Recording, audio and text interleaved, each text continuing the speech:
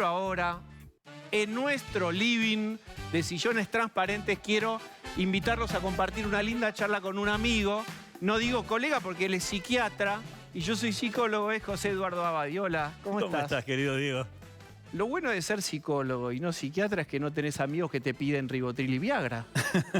¿O no? Bueno, Viagra no está dentro de la medicación que damos los psiquiatras, pero bueno.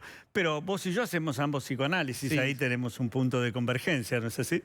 Bueno, vamos a los platos del día, vamos a cumplir cuando todas estas 3 semanas transcurran, digamos, 101 días de lo que en Europa llaman confinamiento, en España acá cuarentena, y hablemos en serio de los efectos psicológicos y psíquicos que se producen por el encierro.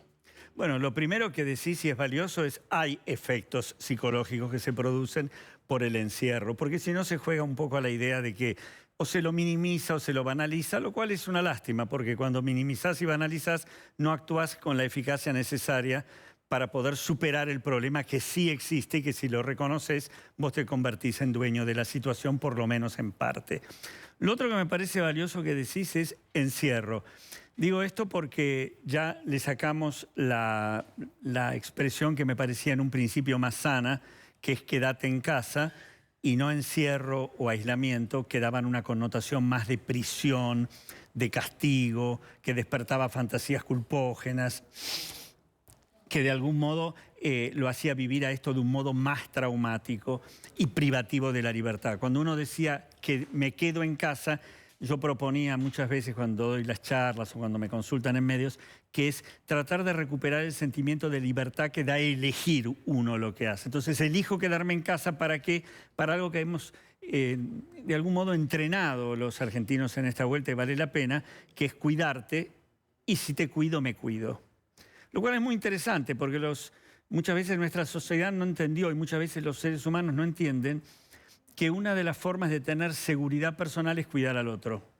Y no solamente en esta ocasión, valdría la pena recordarlo siempre. Eso es interesante lo que planteás. Uno diría que en toda la primera parte de la cuarentena, largos días, fue, digamos, la ciudadanía como muy observante, muy cuidadosa y muy respetuosa contra todo ese pronóstico del argentino y la argentina transgresora. Es decir, cuando hay una hoja de ruta clara y un enemigo y un miedo identificado, obedecemos. No somos genéticamente diferentes a otras partes del mundo.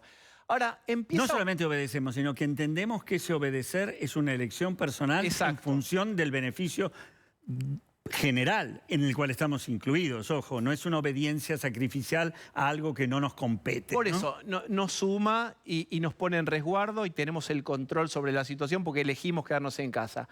Pero en todos estos últimos días, pero largos el tiempo pasa, decís vos. Pero el tiempo pasa. El tiempo pasa y ya estamos en 82, 83 días, ¿puede ser? Bueno, esto es mucho. No digo que haya que dejar de hacerlo, digo que reconozcamos la realidad que es. 82 días, ya dejamos de decir quédate en casa con una cierta fluidez y empezamos a sentir el sentimiento de encierro. El sentimiento de encierro ya tiene connotaciones a nivel psicológico, de salud mental, traumáticas, dañinas. Es decir, el encierro empieza a convertirse en irritabilidad, empieza a convertirse en aplastamiento. En la casa, perdón, yo estoy seguro que en la casa nos miran y empiezan los codazos en la mesa, vos, y el marido dice, no, sos vos, porque todos nos reconocemos en alguna de estas descripciones. Claro, y está bien lo que decís, porque primero esa ansiedad que se convirtió en angustia y después esta angustia que se convirtió en hartazgo, tiene diversas manifestaciones que no tienen por qué ser la misma en todos como efectos, pero sí es la misma como causa original, que es la tensión emocional, la angustia y el hartazgo. En algunos puede devenir inclusive una irritabilidad que ha llegado a niveles de violencia, muchas veces, entendámonos, o un aplastamiento que pesimismo mediante, brum, cae en la depresión. Vos sabés que yo soy el director académico de la carrera de Psicología en la UADE y hemos hecho todo un estudio. Vienen traqueando, midiendo la salud mental. Con mucho detalle, con un equipo importante que trabaja incesantemente y los números son muy sugestivos. los porcentajes de ansiedad, de malestar, de miedo, un 70% de la población dice que van aumentando paulatinamente. Los trastornos del sueño, la mitad de los encuestados, arriba de la mitad declara trastornos del sueño, algunos más superficiales, otros más importantes. Consumo de alcohol. Un 70% dice haber aumentado intensamente la inestabilidad emocional y se llega al estrés. Aumenta los niveles de tabaquismo, de alcohol, es decir... Todo lo que son reguladores emocionales, mecanismos, digamos, no sanos de la regulación emocional. Ahí está la evidencia, digamos, de los efectos nocivos.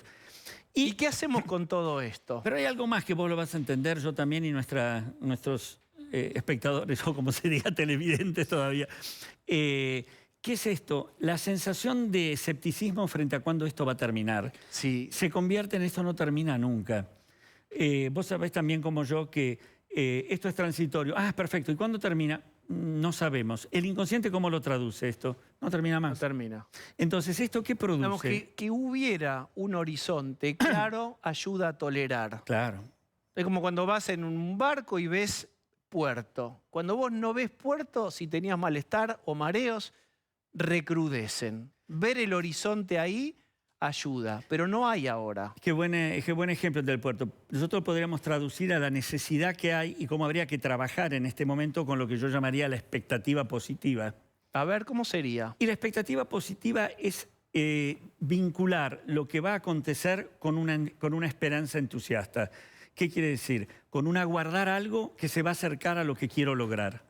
Que lo que estoy aspirando a alcanzar va a ser posible en función de mi consistencia personal, de la confianza en mí mismo, de las variables que juego. No la ilusión, Diego, ¿eh? La ilusión es nefasta. Pensamiento mágico, somos lo mejor. No.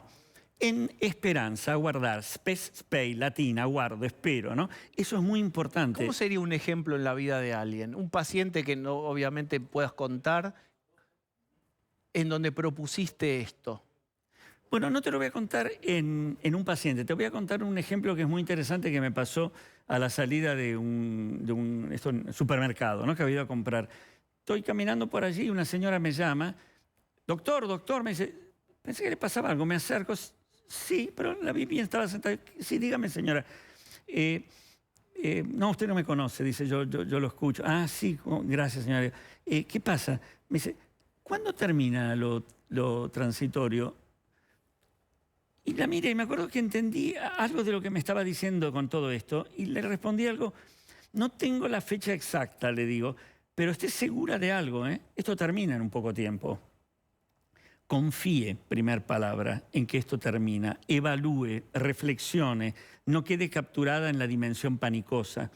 Entonces me dice, ¿sabe lo que pasa? Déjame terminar la anécdota porque es fundamental. ¿Sabe lo que me dice? A ver. Doctor, lo que pasa es que yo tengo 78 años. Claro. Le digo, sí, por eso. A los 78 años y unos días ya va a salir. La idea es, aquí estoy para siempre. Esto me expropia mi vida. Esta es la fantasía. De la expropiación, sí. Pero sí, tu inconsciente... Mi inconsciente trabaja.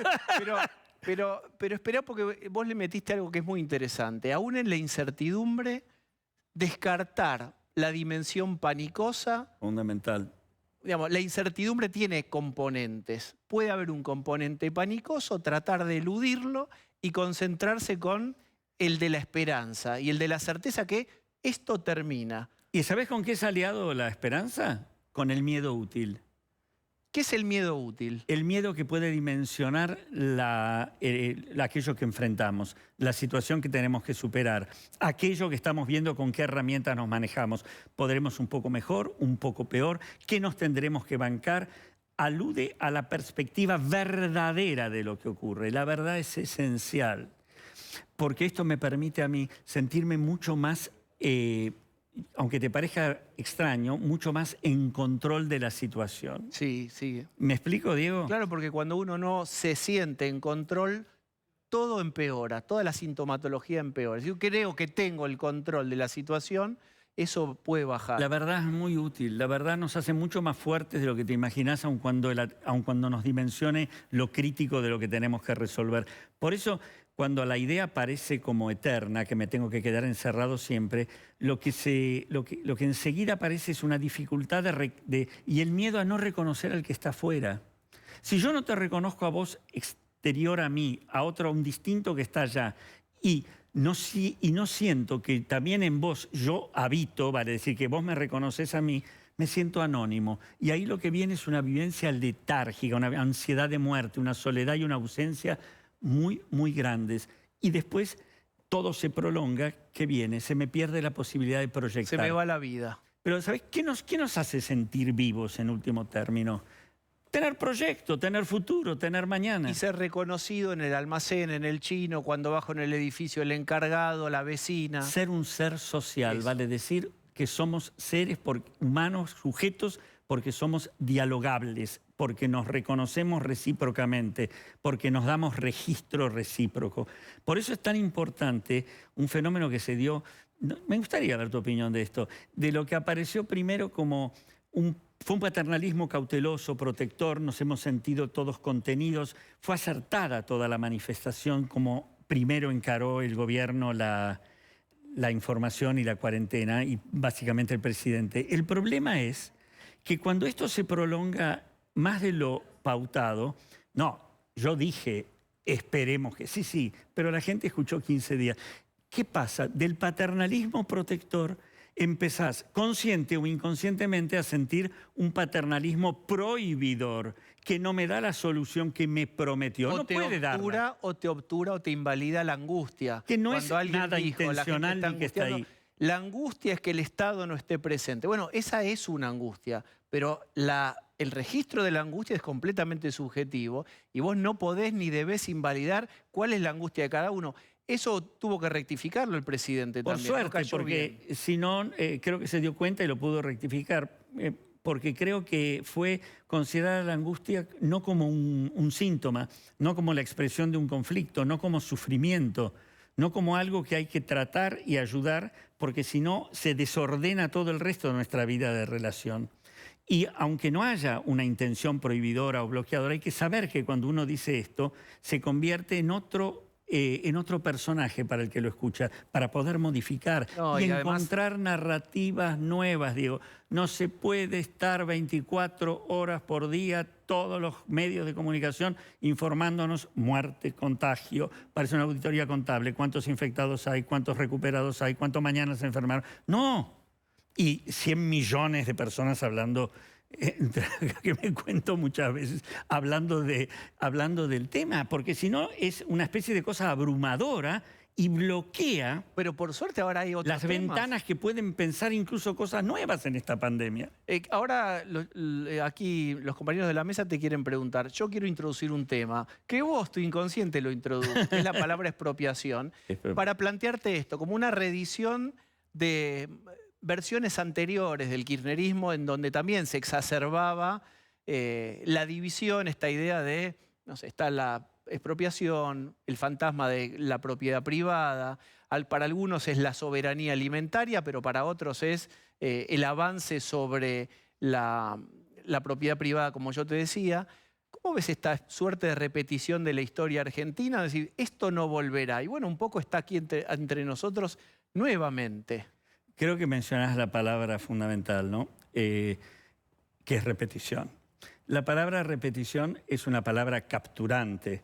La palabra repetición es aprisionante. La palabra repetición significa que frente a estímulos nuevos damos las mismas respuestas viejas. Por lo tanto, no hubo un aprendizaje suficiente, no se convirtió el acontecimiento en una experiencia que nos permita dar una alternativa distinta a lo que ocurre. Y la repetición es igual a estancamiento, por lo tanto. La repetición es igual nuevamente a frustración. La frustración que genera en el colectivo, en el grupo, en la gente. No tenemos salida. Y eso que provoca tristeza y rabia. Absoluto. Osvaldo Bazán. ¿Qué tal, doctor? Buenas noches. Hola, Osvaldo. ¿Cómo le va? Míralo acá. Lo miro allá. Mira que esto sí es magia. Súper Osvaldo. Estaba escuchando atentamente todo lo que decía y pensaba que un país es justamente un territorio, su administración y su gente, sus habitantes, que tienen valores en común y también un pasado en común y proyectos en común. Por lo que usted está diciendo, hay millones de argentinos que hemos estado encerrados.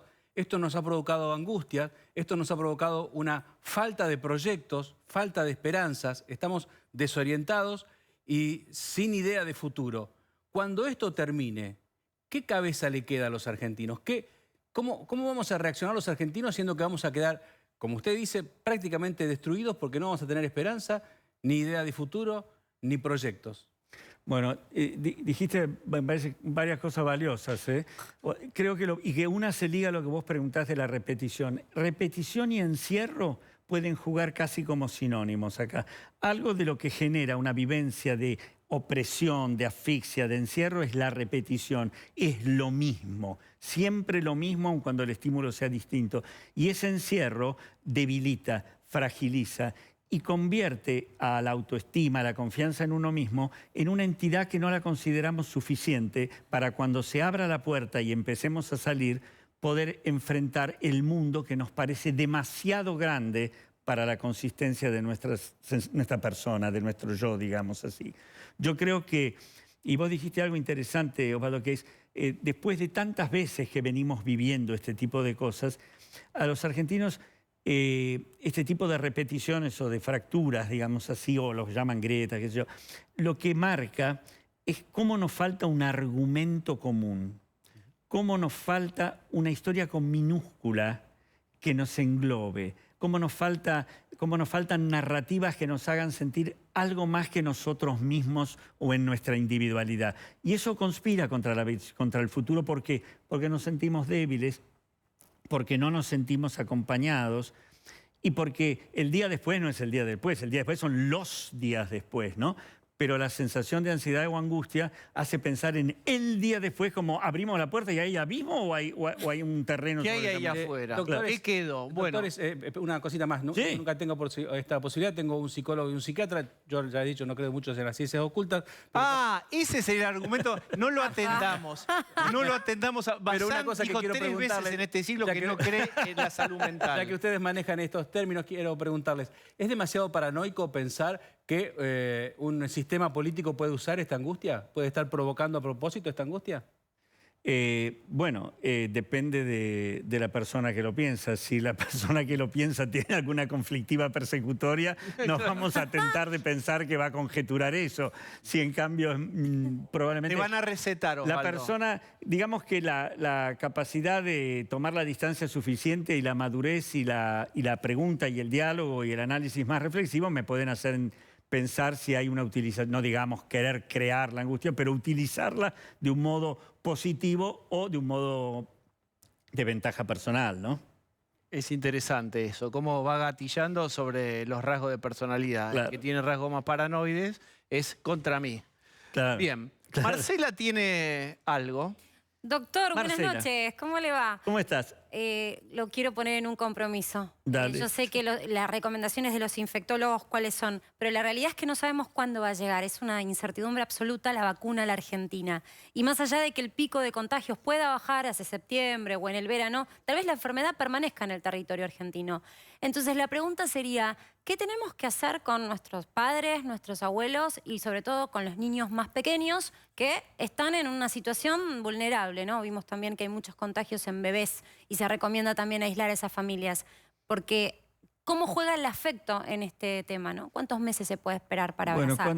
Cuántas cosas valiosas, ¿no? Es decir, desde un lugar, es verdad, la enfermedad no tiene una fecha fija de lo que sentimos que va a ser la derrota del virus, que es la vacuna. Sí sabemos que vamos a tener antes de la vacuna seguramente acercamientos o combinaciones terapéuticas que van a poder frenar la evolución de la enfermedad de acuerdo La letalidad. a la letalidad. Estoy en contacto, bueno, acá tuvieron incluso ustedes algunos infectólogos que estoy muy allegado, que están trabajando mucho en esto en este momento. Fernando Pollack. Fernando, que es brillante infectólogo, está trabajando en esta línea. También en Estados Unidos están trabajando en esto, en Israel están trabajando en esto. Del plasma nos referimos Sí, a los tratamientos de plasma. a través de gente anticuerpos de pacientes que fueron contagiados. Ahora, después tenemos la enfermedad que está en la cabeza, es decir, ¿cuándo vamos a sentirnos protegidos más allá de la vacuna o de la terapéutica? Eso también dependerá mucho de cada uno, pero en términos generales sabemos que va a haber una aprehensión. Es el, ya está, podés salir. ¿Ahora? Pero sí, ya no hay peligro. Claro, dale, llámame mañana que mañana salimos, ¿no? Va a aparecer algo que va a haber que trabajar a nivel grupal, en las empresas donde se está, en los colegios. Va a haber un trabajo de colaboración, de apoyo, de esclarecimiento que es muy importante, así como habría que hacerlo y se hace, supongo, ahora, de un modo importante, cuando damos charlas en empresas, en instituciones, va a haber que seguir haciéndolo esto y mucho. Los chicos, ¿qué narrativa se les dio hasta ahora a los chicos acerca de lo que pasa? ¿Cómo se les explicó? ¿Se usó un lenguaje acorde a la madurez, no solamente a la edad cronológica, para poder contárselos de un modo que no se sientan como lo que muy a menudo pasa ya con los chicos, que es con un cuadro de inhibición, de angustia, con incapacidad de jugar cuando necesitan jugar, de saber que está el amigo y que lo ve y se ven? De algún modo, el colegio como lugar de intercambio. Bueno, hay que usar una narrativa que sea, y hay que trabajarlo a eso, distinta a una información o a una narrativa que asuste. Explica qué quiere decir una narrativa. Sí, perdón. Una narrativa me refiero, así como te decía que no es bueno escuchar 800 millones de veces por día muerte, contagio, infectado, contagio, o simplemente, si bien es imprescindible haberlo dicho en su momento y tener un determinado nivel de distancia social, lavate las manos, usar barbijo, ya sé, pero el que no lo supo hasta ahora con lo que se lo dijeron no lo va a saber. Encontrar la sintonía de cómo se le puede contar a un chico o una chica y que lo entienda. No salimos, a su papá, no comprensión. salimos porque el virus está afuera y nos puede matar y puede meternos dentro de nuestra casa y ahí sonar. No, hay una enfermedad, es cierto, que todavía no encontramos la solución, pero que está buscándose de solucionar. Hay mucha gente trabajando en esto, ¿sabes, hijo? Y estamos cerca de encontrar. Entonces, ¿sabes lo que hacemos mientras tanto? Estamos hablando de determinadas edades. Lo dejamos lejos, no lo dejamos entrar, le estamos ganando. Son variables. Dentro de esto hay variables en esto. Como también con la gente mayor, no estigmatizarla, no hacerle sentir que ser mayor es igual o a un prólogo de la muerte inevitable o a un... No. Integrarla, ver qué alternativas oxigenadas hay, dialogar de la forma como sea posible, porque si no se van creando fantasías casi como fantasmales, que lo que provocan sí son, a partir de la salud mental, enfermedades también orgánicas, no solo. Te hago la última. Sí, querido. Y me tomo el atrevimiento ya que nos conocemos hace tiempo. Ahora estás en el diván. Contame qué te pasó a vos con tu encierro. Porque vos ahora saliste, viniste hasta acá, pero hasta hace un tiempo no salías. ¿Qué te pasó a vos? Que trabajás en salud mental hace muchos años, que atendés un montón de pacientes, que has visto mucho. ¿Cómo te impactó a vos? Bueno, efectivamente, este es el segundo programa que vengo en persona, ¿no? Si no era todo por Skype. Y tiene mucho que ver con lo que me gusta este programa, además. Gracias. Yo creo que estuvo bastante presente, o lo que hice fue estar bastante presente en el diálogo con mis seres cercanos. El hecho de ser convocado por los medios a poder aportar, a poder brindar, me ponía siempre en contacto con el otro, me hacía sentir a mí presente en el otro, esto me ayudó mucho. Pensé que iba a ser más corto la cuarentena. Doctor Abadi, hábleme de sus emociones, no racionalice. Pero a usted cuando estudió psicoanálisis le dijeron que el psicoanalista tiene que poner cara así. Parecen los actores que hacen de psicoanalistas, ¿viste? Que creen que tienen que escuchar así, ¿viste? Que quién sabe qué malabarismo hace.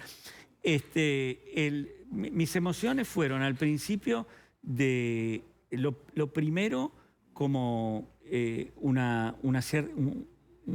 cierta ansiedad y una como en pregunta, y una desconfianza, pero es así, realmente es tanto. Después, inmediatamente quiero reasegurar mi contorno, mi gente, informar a los que no saben. Pregunté a los médicos, que estoy allegado por suerte mucho en esto y me informé bien.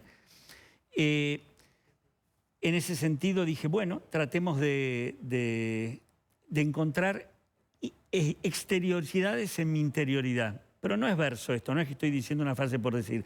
Yo creo mucho en esas ventanas que me hacen pensar o poder decir cosas que no podía decir o hacer en otras circunstancias. Y entonces, bueno, me dedicaba un tiempito al ocio, es decir, a un cierto radar, una permeabilidad que me permitiera a lo mejor ver algo que no veía. Hablábamos de un modo distinto con mi mujer.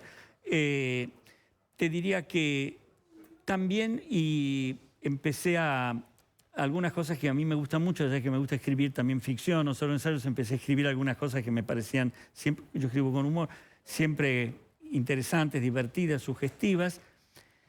Empezó a consultarme mucha gente y te diría que ya al poco tiempo trabajaba online, casi el 80% del tiempo que trabajaba fue. Así que fue bastante... aprendí algo más de cómo se prende la computadora, cosa que no sabía hasta el momento. Todos se actualizaron. La videollamada, dejé de golpearle como un simio a la pantalla para usar el dedo, ¿no? Gracias, querido Gracias doctor, a vos, querido Gracias Diego. por venir este ratito. Y gracias al equipo.